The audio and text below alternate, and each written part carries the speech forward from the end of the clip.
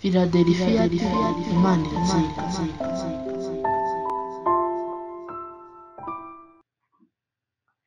Yesu ashimwe, Yesu wacu nahabwe icyubahiro. Dushimiye Imana muri iki gitondo, iki ni igitondo cyiza Imana yaturemeye kugira ngo tunezerwe, kugira ngo twishime, tubwire abantu imirimo y'Imana. Imana rero ihabwe icyubahiro, turayishimiye. Kandi namwe abadukurikirana, inshuti zacu, abakunzi ba Kristo mwese, Kristo wacu abaha umugisha. Abakozi b'Imana dufatanije umurimo muri Pentecote de Réveil Philadelphia, mwese tubahaye ikaze kuri uyu murongo. Data wa twese abishimire. Nuko bisanzwe rero ni Gatera Jose guturuka muri Pentecote de Réveil Philadelphia. Ndashimira Imana kubw'uyu munsi wa none, ndayishimiye kubw'imirimo yayo. Turangije amezi 2 dutangiye uyu mwaka wa 2025. N'ubuntu Imana yaraturinze. Muri aya mezi 2 hatambutsemo impanuka, hatambutsemo indwara zikomeye, no kuba n'ibyago byabaye byinshi, ariko Imana yadukije muri byose. Rero turayishimiye kubw'ubwo burinzi bwayo, kandi namwe Imana ihabwe icyubahiro kuba tubasha kuvugana, bakambwira imirimo y'Imana igenda ikora, bakambwira imirimo y'Imana igenda ikora. Ni ukuri Imana nishimwe cyane. Dusenga Imana yumva, kandi Imana yacu iranazirikana. Turi kumwe n'umushumba wacu Pastor Serugendo Dismas. Reka basuhuze asengere n'umwanya tugiye kujyamo kumva ijambo ry'Imana. Turabashubuje igitondo cyiza. Imana ibaha umugisha. Imana ni nziza. Reka sengera ijambo tugiye kumva iki gitondo cyiza. Mana yera, Mana ikomeye, tunejejwe nawe kuko uri wera, tunejejwe nawe kuko turiho, tunejejwe nawe kuko watuhaye aka kanya iki gitondo tugiye kugaburirwa ibyo kurya byo mu mwuka. Tusengeye umukozi wawe, umwambika imbaraga, atari we Mwuka wera manuka mukoreshe iki gitondo kiza, icyo twirukanyira imbaraga zose z'umwanzi Satani, ni ukirwanya ijambo, ni ukitashaka turyakire, turibike ku mitima yacu, kirere kiyenzo gitunganye. Abagiye kudutega amatwi ubafashe iri jambo ribagirira umugisha. Urakoze, tugusabye twizeye ku izina rya Yesu, amen. Imana imuha umugisha. Nkuzanira ijambo rivuga ngo menya imbaraga Yesu afite. Menya imbaraga Yesu afite. Menya imbaraga Yesu afite. Kuko umuririmbyi wa 16 aravuga ngo ba Yesu bishimira izina rye ryiza, ngo ribamara imibabaro, rirabatinyura, ngo ushonje riramuhaza, ngo riruhura umuntu urushye izina rye. Rero nari nkuzanira ijambo rivuga ngo menya imbaraga Yesu afite. Ubwoba bushire, imibabaro ishire. Niba ufite ubwoba, niba ufite uburwayi, niba ufite umubabaro, umenye imbaraga Yesu afite. Uyu munsi iyo miraba, iyo miyaga igushireho. Yesu afite imbaraga, Yesu afite ubutware, Yesu afite ubushobozi. Yesu wacu twahawe nk'umucunguzi wacu. Nje kukubwira ngo umenye neza imbaraga Yesu afite muri iki gitondo. Iyo ndwara ikuri imbere, ubwibwire ngo Yesu wanjye yahageze indwara zirashira. Yavuze birakomera, yategeka bikarangira. Umenye imbaraga Yesu afite, ubwoba bushire, indwara ntiguhangayitse nuko yabikomeye kose. Ubushomeri urimo uko aho bwaba bugera hose, ibibazo wikoreye uko byabingana kose, ushobora kubona uri hagati y'imisozi 2 ubona igukikije, ariko uyu munsi umenye imbaraga Yesu afite. Reka dusome ijambo ry'Imana. Turarisanga mu gitabo cya Luka ibice bya 8. Turahera ku murongo wa 22 tugera kuri 25. Karibu musomyi wacu. Reka dusome Luka igice cya 8 murongo wa 22 kugeza ku 26.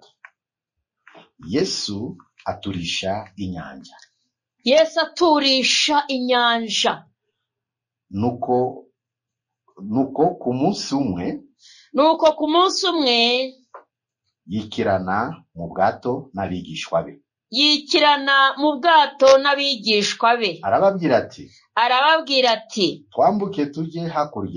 twambuke tujye hakurya y'inyanja. baratsuka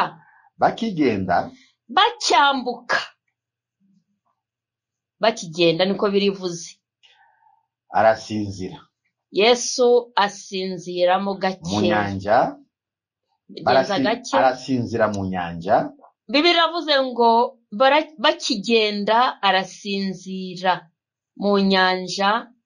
hamanuka umuyaga urimo ishuheri. bakigenda arasinzira mu nyanja, hamanuka umuyaga urimo ishuheri. ubwato bwenda kurengerwa n'amazi. bajya mu kaga. Imana itugirire neza. Reka tubanze tuvuge kuri uyu 23 na 22.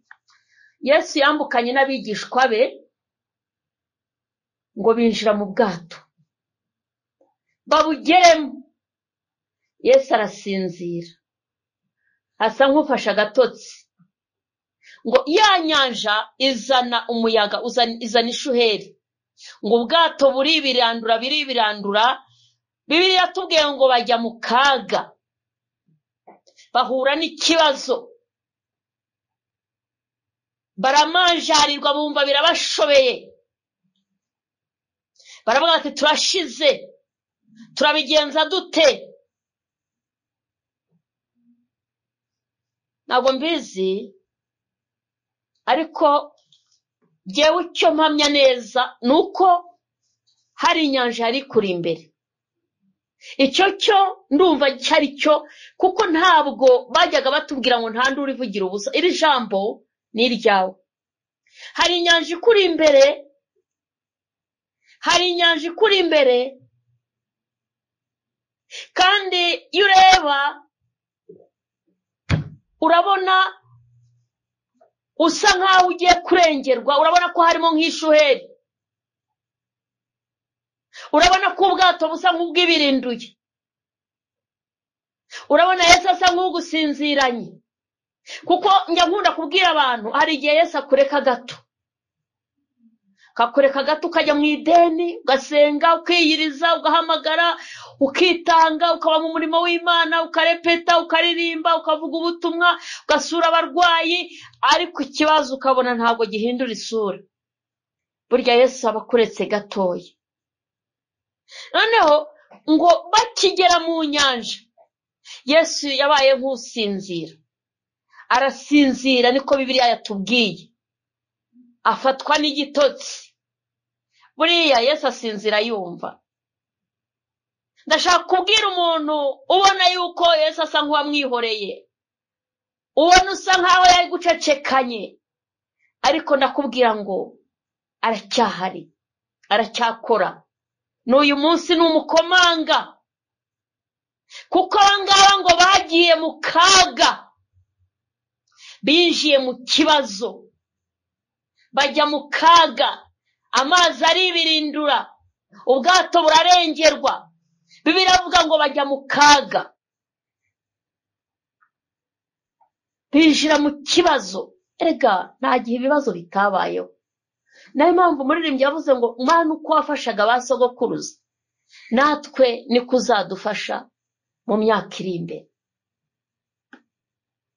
Kuko n'abatubanjirije ibyo tugenda duhura nabyo bahuye nabyo, ariko Imana uko yari iri na n'uyu munsi niko ikiri. Akaga waba urimo, inyanja yaba iguhagaze imbere, ukabona Yesu yaracecetse, ukibaza ngo nazize iki? Bibaho ariko burya bahari, muba muri kumwe, abakureba, abayiturije ariko abayumva. Akaga waba ufite kabara k'uburwayi, akaga waba ufite kabara k'amadeni, akaga waba ufite kabara k'icyangiro, akaga waba ufite kabara k'ubukode, hari akaga nawe waba winjiyemo uyu munsi cyangwa waba unahagazemo kabara ka cyamunara, ariko ndagira ngo uyu munsi ukomange Yesu, ukomange Yesu. Ijambo ry'Imana riratubwira ngo nimushaka muzambona, nkunda bankunda bashakana umwete bajya bambona. Iyo dushakanye Imana umwete turayibona, iyo dukomanze Yesu arakingura. Ntago nza akaga urimo, nyanja iguhagaze imbere yaguteje akaga, ideni ryaguteje akaga, ryatumye nta muntu ukikwizera, nta byiringiro ugifite, uri kureba imyaka yawe ukabona yakugendanye, bakaguca intege bakakubwira ngo ibaye myinshi. Ako ni akaga. Bakakubwira ngo igihe wahereye nawe yawirebye usanga koko, ugasanga igihe wahereye atari kera gake. Ariko mwene data, uyu munsi nagira ngo ukomange Yesu, nagira ngo umuhamagare, nagira ngo umushake. Iyo ibintu bikomeye urasenga, wasenga bikanga ugasenga, wabona bidahindutse ukongera ugasenga. Igisubizo cyacu twebwe abakristo ni ugusenga, twebwe abakunda Imana ni ugusenga, twebwe abahisemo inzira y'umusaraba ni ugusenga. Iyo winjiye mu kaga, ukabona amadeni arakugose, ukabona indwara zakubanye nyinshi, ukabona ubuhumyi ni bwinshi, ukabona uri mu kicucu cy'umwijima, jya winjira usenge, jya ukomanga Yesu, jya umuhamagara arumva. Yesu ajya yumva, Yesu ajya yitaba. Aba bigishwa Bibiliya atubwira ngo binjira mu kaga. Umurongo wa 24.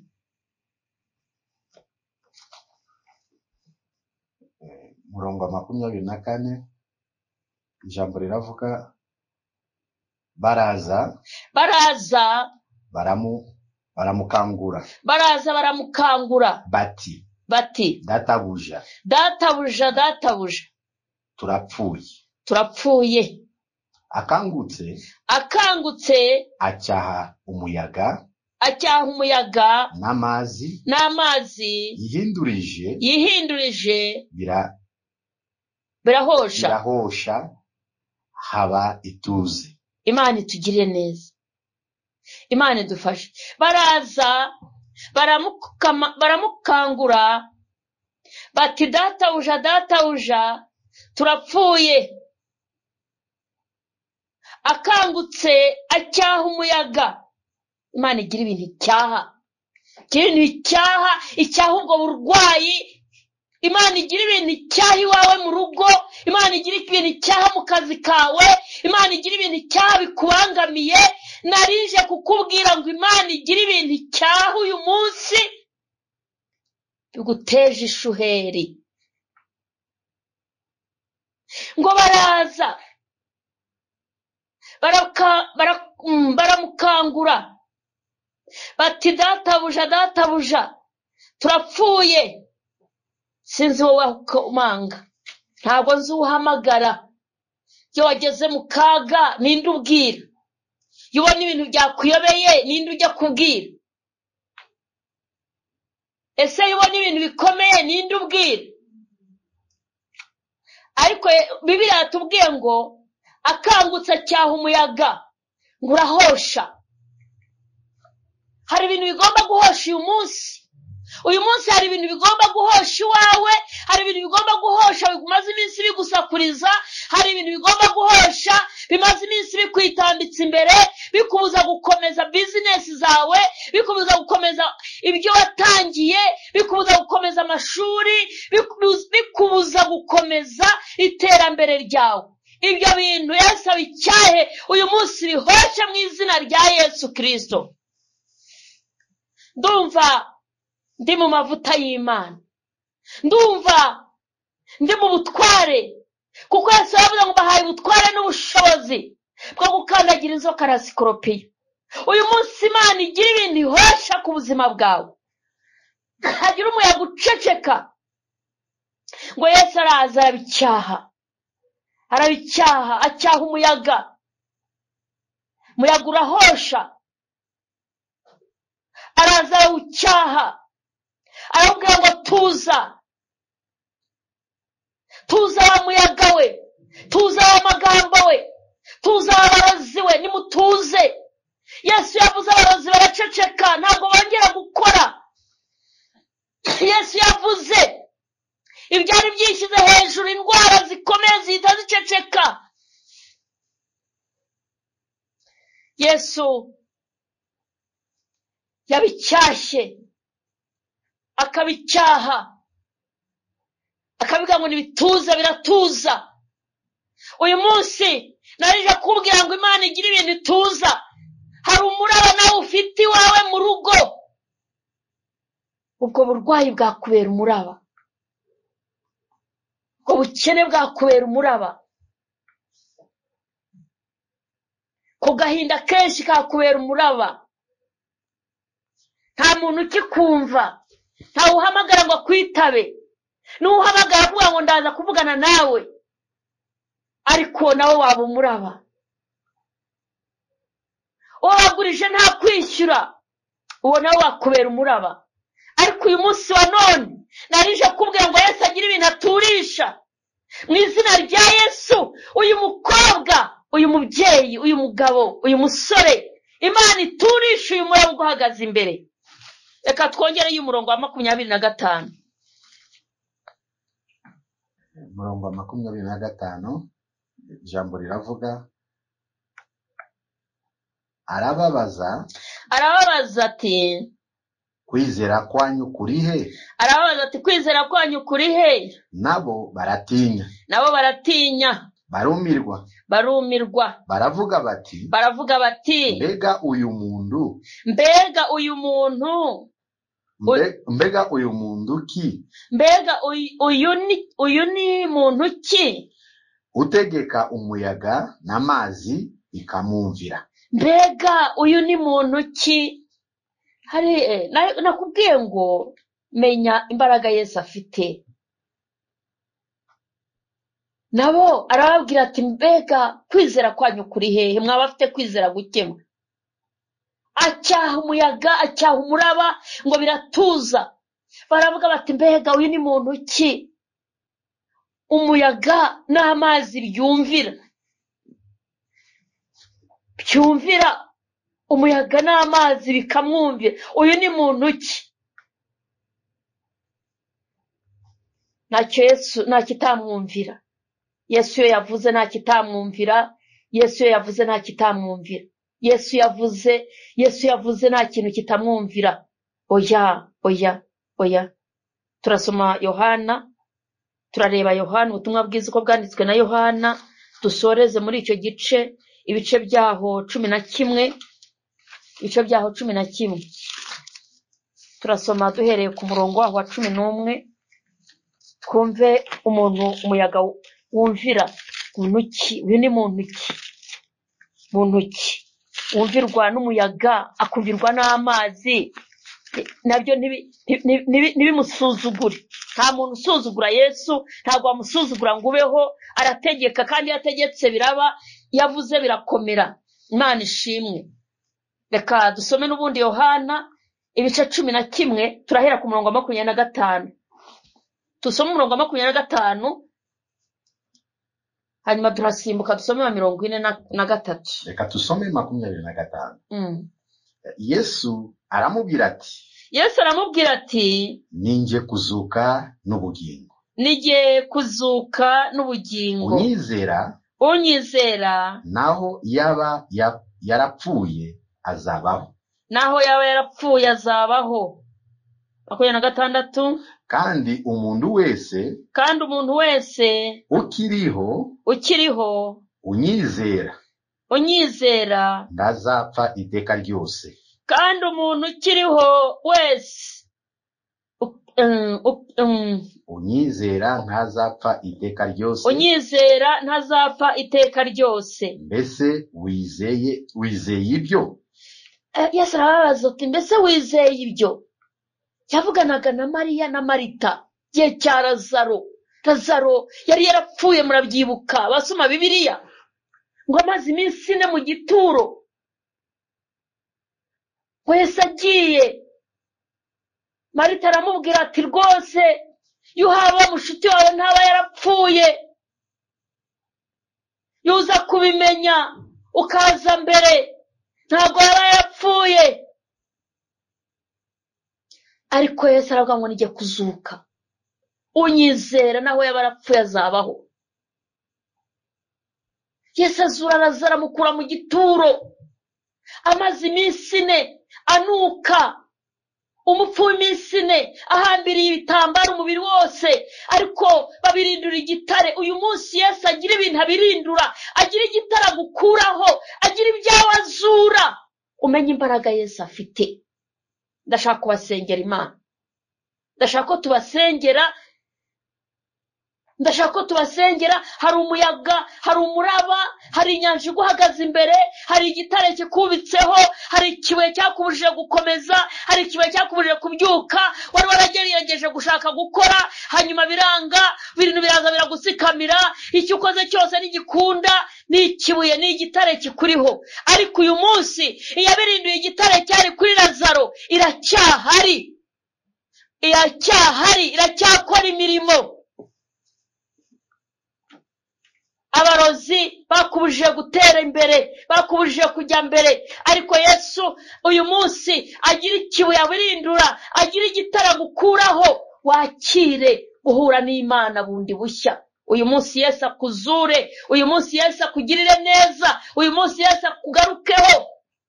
Iyi miraba irhoshe, ndumva ashaka ko tubasengera Imana, ndumva ashaka ko tuyinginga. Hari umuntu upfushije ubukwe inshuro nyinshi, Imana yamunyeretse mu gitondo.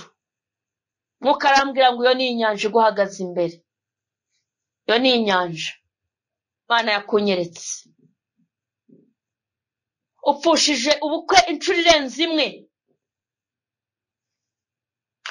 ubukwe rwose buhari, ababyeyi barabimenye, imiryango ibizi, ubukwe burapfa inshuro irenze imwe.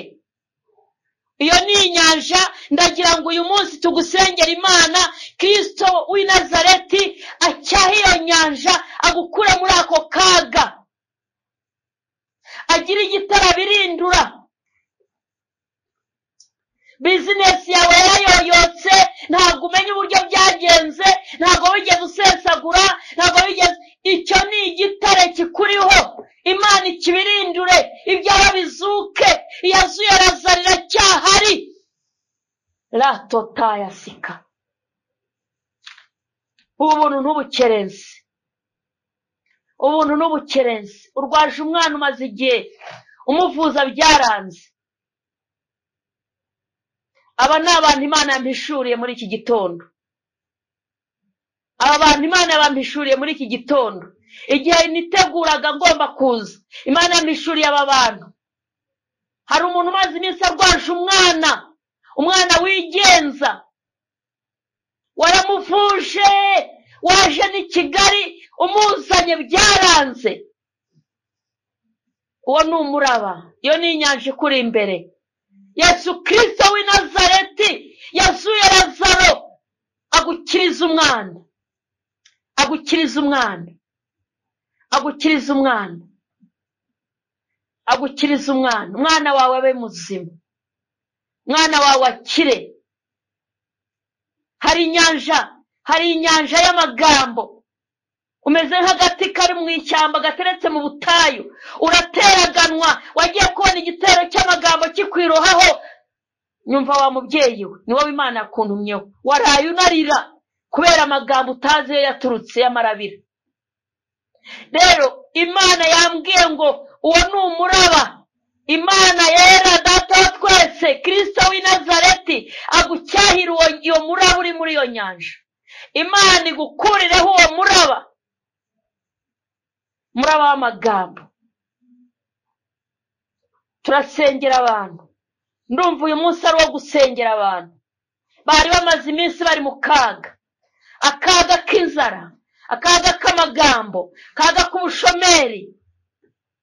Uhaguruka ujya gushaka akazi, Imana iguha icyerekezo, ikwereka uko wakwihangira imirimo. Ufite amaboko, ufite ubwenge Imana yaguhaye, Kristo akwereka aho unagura ushundura uyu munsi. Muribuka abantu bararoba ngo Yesu yaza akababwira ngo nimurobe. Bari bakesheje ijoro ntacyo babonye, ngo arababwira ngo nimunaga urushundura. Petero ngo aravuga ati reka nijoro twakesheje ntacyo twabonye aya manywa, ariko kuko ngo ariwe wari ubivuze barabikora. Yesu akwereka aho unaga urushundura. Umaze iminsi wicaye udafite icyerekezo, Yesu aguha icyerekezo, arabishoboye.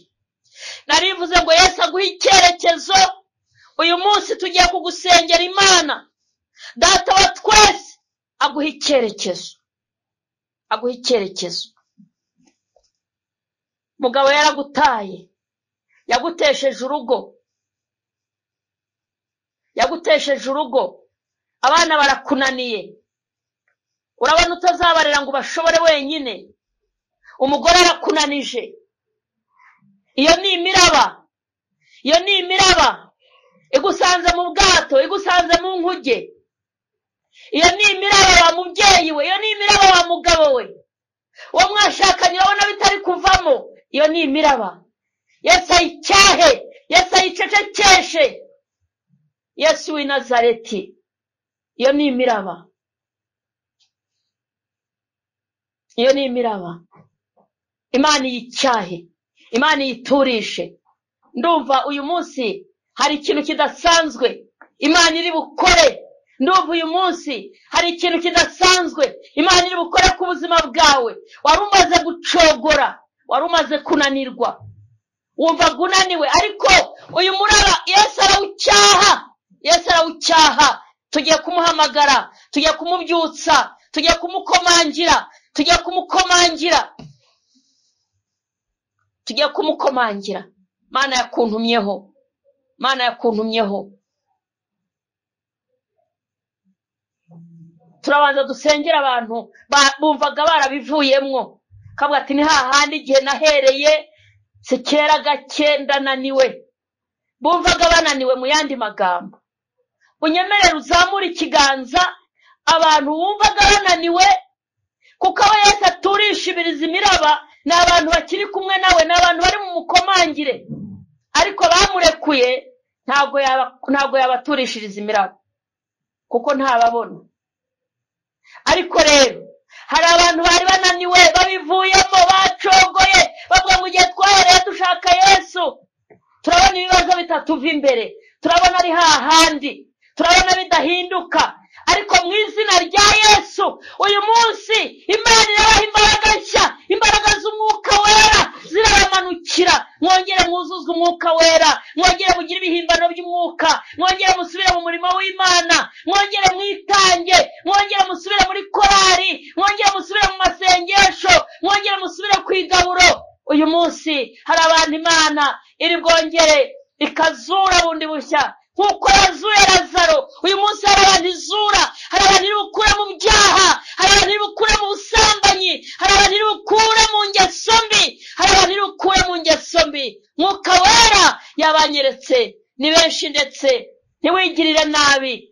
Uramenye Imana iracyicaye ku ntebe y'imbabazi. Ntiwihemukire, ntiwigirire nabi. Yesu Kristo w'i Nazareti tugiye kumukomangira. Iyo nyanja iratuza, uwo muraba urahosha. Yesu hari icyo ari bukore. Yahosheje inyanja, abigishwa bari kumwe nawe ngo bava mu kaga, bari bamaze kwinjiramo. Bibiliya iratubwira ngo bari bamaze kujya mu kaga. Yesu arahaguruka aturisha inyanja, ngo maze bava mu kaga, babona amahoro, baranezerwa, bongera baraseka, bongera batanga haleluya, bongera barishima. Uyu munsi Imana ikugarurira ibyishimo, iracyicaye ku ntebe y'imbabazi. Wa mubyeyi we, mwene data mukundwa, mukristo mwene data, uyu munsi Kristo w'i Nazareti yongera kugarukeho, ahosha iyo miraba, ahosha iyo nyanja, aturishe ubwo bukwe bwasubitswe.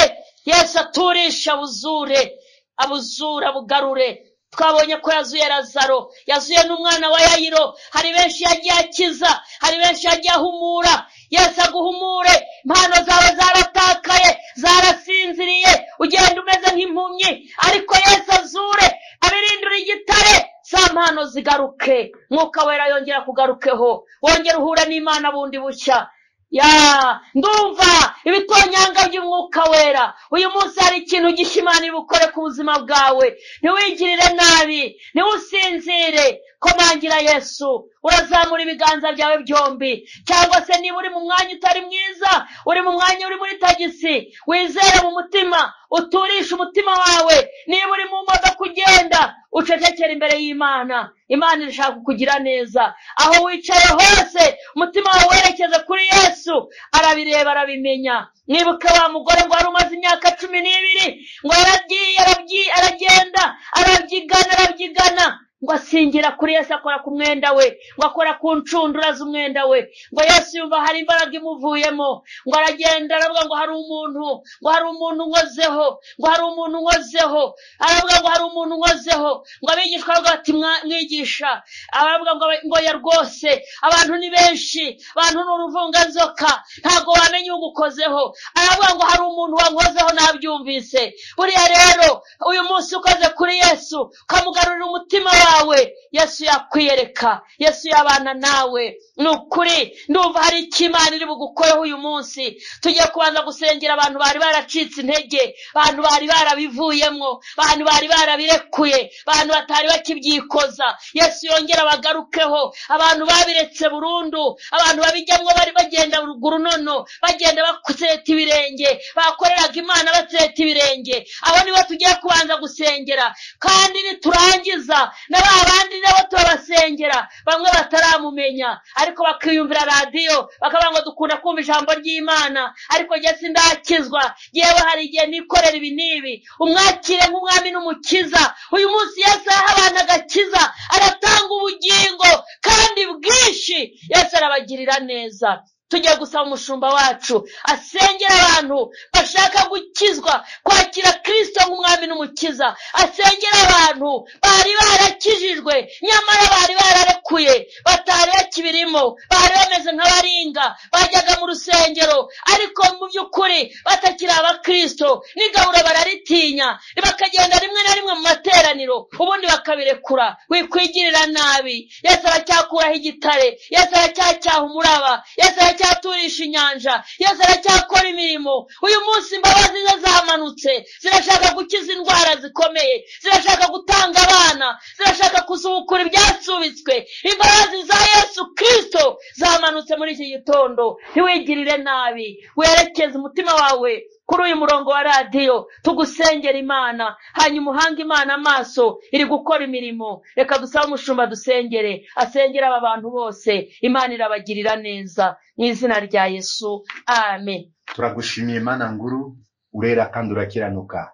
Ni wowe nyiri imbabazi. Nyuma yo kumva ijambo ryawe, tusengera abaduteza amatwi kubw'izina rya Yesu Kristo. Mbere na mbere tubanje gusengera abantu batarakizwa, ubahe umutima wo gucishwa bugufiya, bakwimike mu buzima bwabo kubw'izina rya Yesu. Ababoshwe n'umwanzi, ababoshwe n'ibitagira umumaro, ababoshwe n'ibyaha, kwa jina la Yesu Kristo turabasengeye, tubasabira imbaraga yo kubatandukanya n'imigambi ya Satani, tubasabira imbaraga zo kubatandukanya n'umwuka mubi, kwa jina la Yesu Kristo. Ababi bari abakristo baguye, bari abakristo batagenda nguko bikwiriye, bari abakristo batubahisha izina ryawe, bari abakristo batakora neza murimo wawe. Turabasenge nabo tubasabira izo mbaraga, ubabohore mwami, ubahe imitima yo gukiranuka, ubahe imitima yo gucishwa bugufiya kwa jina la Yesu Kristo. Tunganya itorero, weza abakozi bawe, weza batagenda neza, weza batabikora neza, abatera imbuto nziza. Turabasabira izo mbaraga zo kuca bugufiya, bakihana no kureka Satana, barekure mbaraga z'imyuka mibi, mbaraga z'ubwoba ku bantu muri iyi minsi. Tusenge abantu bose baduteza amatwi, ababoshwe n'uburwayi, ababoshwe n'ubukene, bushomeri, akahinda ku mitima, kwa jina la Yesu Kristo. Mana nguru, tegeka ku bantu bawe, ubahe agakiza, ubabohore, ubakure mwami mwiza imiraba ibaboshe muri iyi minsi, miraba marira abantu bafite, kwa jina la Yesu. Na wundi watuha amahoro atari wowe. Niyo mpamvu dusenge ubwoko bwawe. Komeza Mana itorero, komeza abakozi bawe, gendera ubwoko bwawe, gendera bakufukamira, gendera data basubiye nyuma, umutima, genderera batarakizwa, abari kwa muganga, abarwaje, ababyeyi batwitse, kwa jina la Yesu nabo turabasengeye. Mbaraga z'ibibazo, mbaraga z'ibigeragezo, imiyaga yose irimo kuhagurukira ubwoko bwawe mwami, turirukana izo miyaga. Tegeka Mana, uzure ibyapfuye mu maboko y'ubwoko bwawe. Mana urakoze, turagushimiye kuko ari wowe ureba hose. Fasha buri muntu wese uri mu kahinda, fasha buri muntu wese uboshwe n'ibyaha, fasha muntu wese wasubiye inyuma, fasha muntu wese ubirimo kandi atabirimo, fasha muntu wese watangiye gucika indege, imbaraga zawe zibakoreho. Turagushimiye witeka kuko ugomba gutunganya itorero, ukarishoboza mwami mu rugendo, ukarikomeza mu rugendo, ukaha abantu ubwenge, ukaha abantu agakiza gakwiriye mu izina rya Yesu Kristo. Urakoze kuko ari we Mana. Dusenge iki gihugu cyacu kieze nacyo gitunganye, abakiyoboro baha imbaraga, abayobora amatoro baha imbaraga, abakristo bahe guca bugufiya, ubeza bera bose turabasengeye, mbitakwiriye byose turabyagaritse. Tusabira mukozi wawe umwambika imbaraga, nawe umushoboje ukamuha bundi ubwenge. Niyo mpamvu tusabira umugisha abaduteza amatwi kandi abumva ijambo ryawe ribagirira umumaro. Urakoze, tugusabye twizeye mu izina rya Yesu Kristo, amen. Imana nimuhe umugisha. Reka dusoze, ariko kandi reka tubahe telefone zacu kugira ngo tuze kubafasha mu buryo burambuye. Umuraba ufite ntago nkuzi, inyanja ikuri imbere ariko Uwiteka arayizi. Rero reka tubahe telefone tugendana kugira ngo tuze kubafasha no kubagira inama no kubasengera mu buryo burambuye. Ni 07 850 98 944, 07 850 98 944, na 07 2 74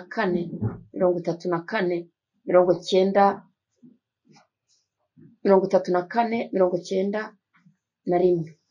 Reka mushofashe 0782 4 39 7. Philadelphia, Imana iratsinda.